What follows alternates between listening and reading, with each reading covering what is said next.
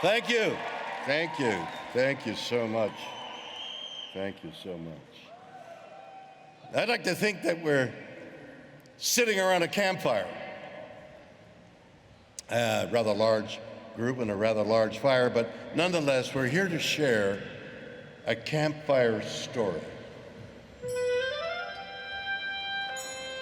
The moon is going to block the view of the sun to a small group of people on Earth, and we're among the lucky ones.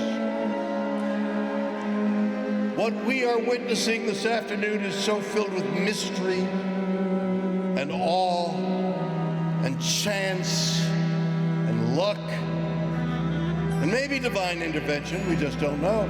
So we can ascribe it to the magic of nature.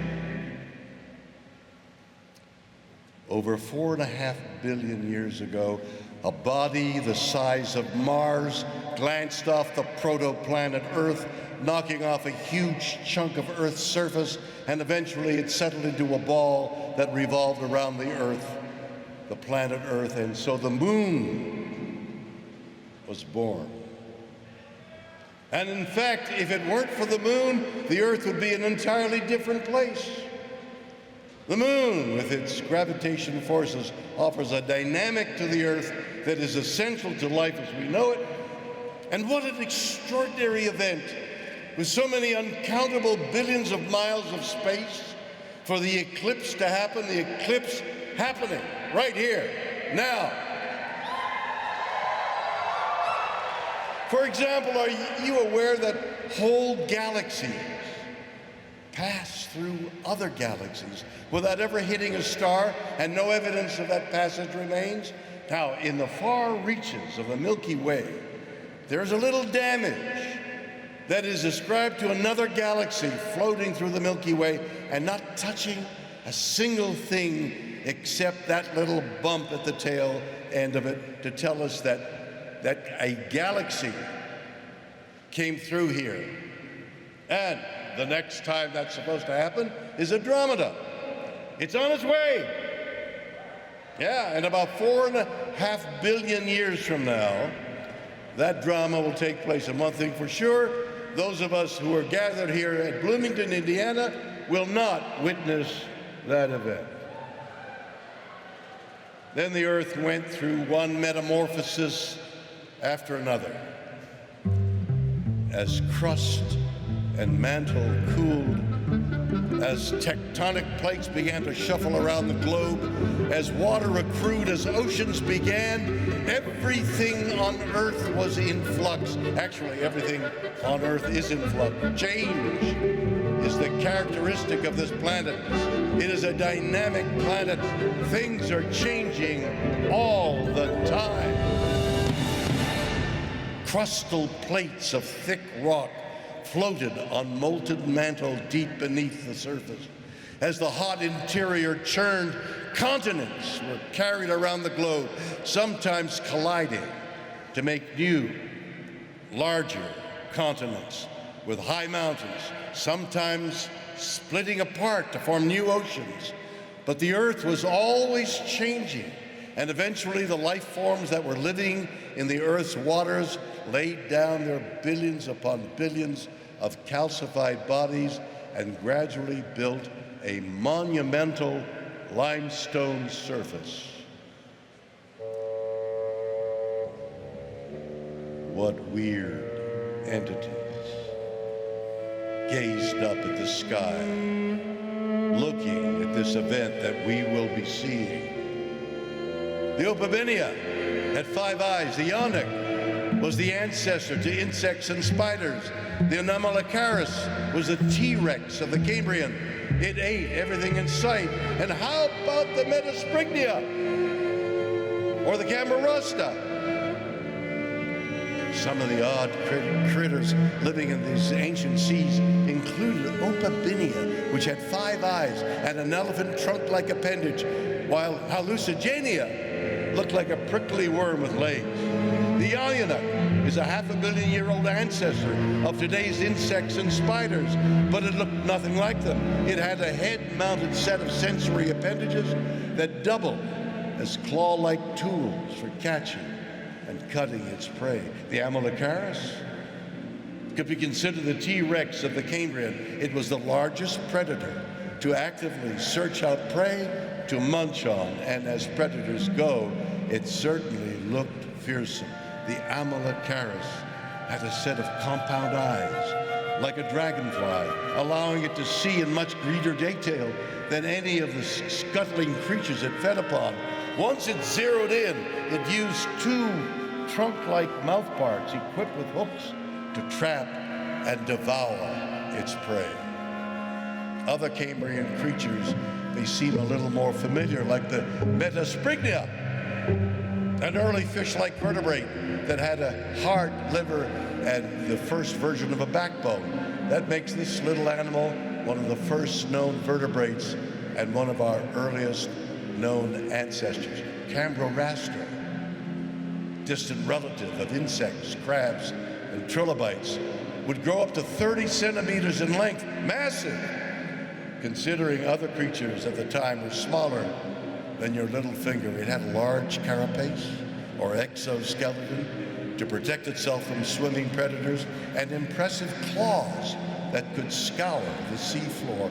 We think Cambriorastra may have used these claws to sift through the sediment, trap buried prey in net-like array of hooked spines, and it would then devour its prey with its circular mouth, which looks similar to a modern lamprey's mouth.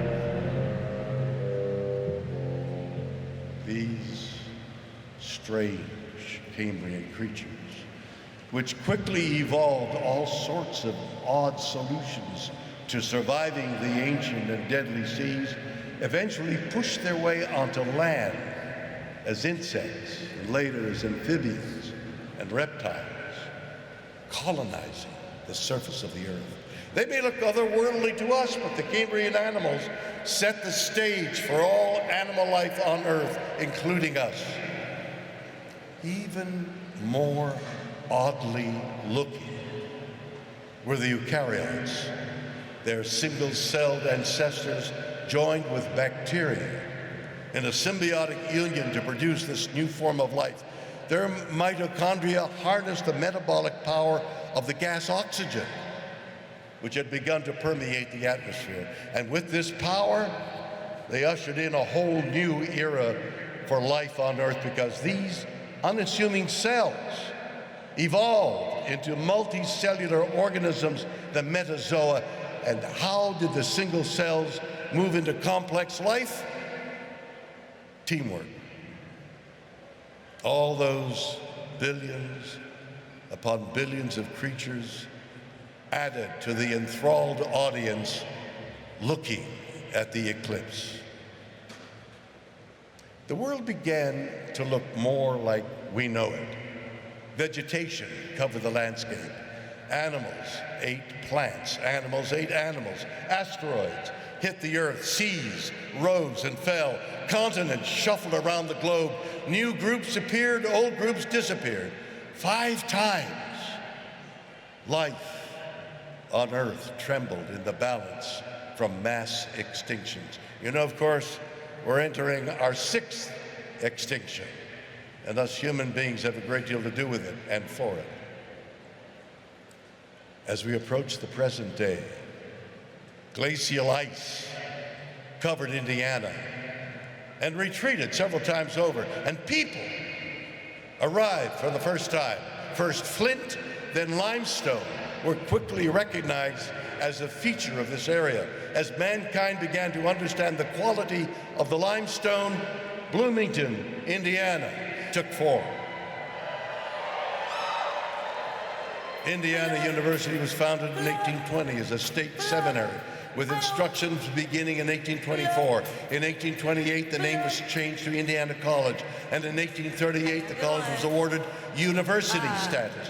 In 1829, Andrew Wiley became the first IU president with the first graduating class in 1830. The law school was founded in 1842. Women were first admitted to the university in 1867. Yes, notable alumni of Indiana University include journalist Ernie Pyle, physicist and Nobel laureate James Watson, and songwriter-musician Hoagy Carmichael. The university men's basketball team in Bloomington has won multiple National Collegiate Athletic Association championships. Go Hoosiers! All of this was the evolution of the great state of Indiana, the wonderful, beautiful city of Bloomington, and the joyful happening of Indiana University. And now we sit here like all those primitive animals that swam sullenly in the shallow ocean and every so often peered up at the sky where something strange was happening. All the Native Americans whose view of the universe was the Milky Way flowing into the earth. We were the center of the universe when lunar or solar eclipses beat their pattern upon the surrounding area. So we can imagine all of the various life forms in the Midwest peering up at the sky. The Shawnee and the Algonquin, the Delaware, the Chillicothe clan, the Iroquois Confederacy, forming such intricate political bonds that American settlers used some of their rules in the American Constitution.